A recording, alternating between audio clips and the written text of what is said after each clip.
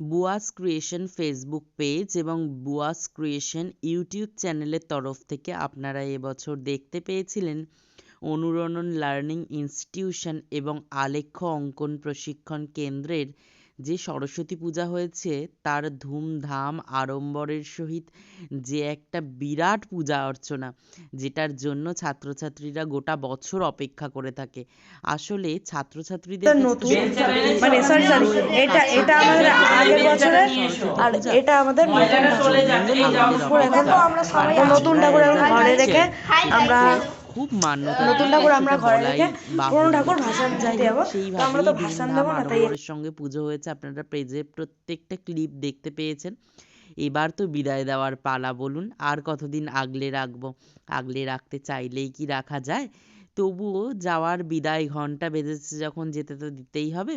তাই আমাদের সিঁড়িঘরে পুরনো ঠাকুরটা রাখা ছিল, সেটা বার করে নেওয়া হলো এবং নতুন যে ঠাকুরটা এবছর পুজোর হয়েছিল সেটাকে ওখানে ঢুকিয়ে রাখা হলো আপাতত।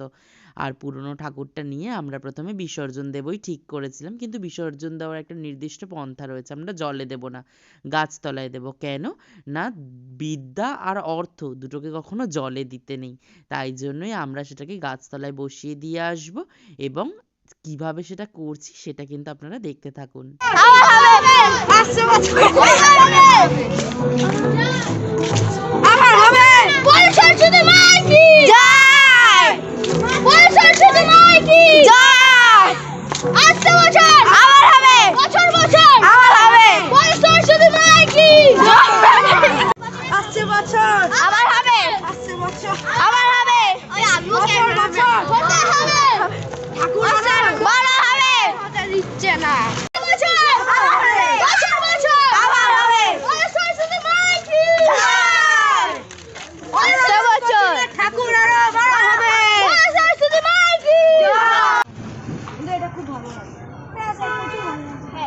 ঠিক আছে স্যার, গয়নাগুলো দেখো।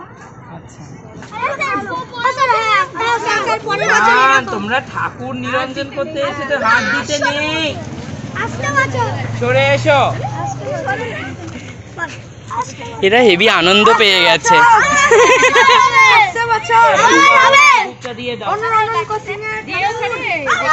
এই পুকুরের ধারে যাবে না, এদিকে এসো।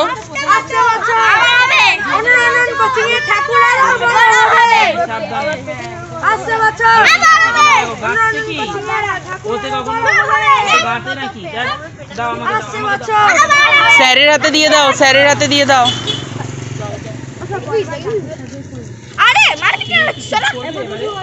আরে এই বছরটা কমপ্লিট হতে দাও, সামনের বছরেরটা আবার ভাববে।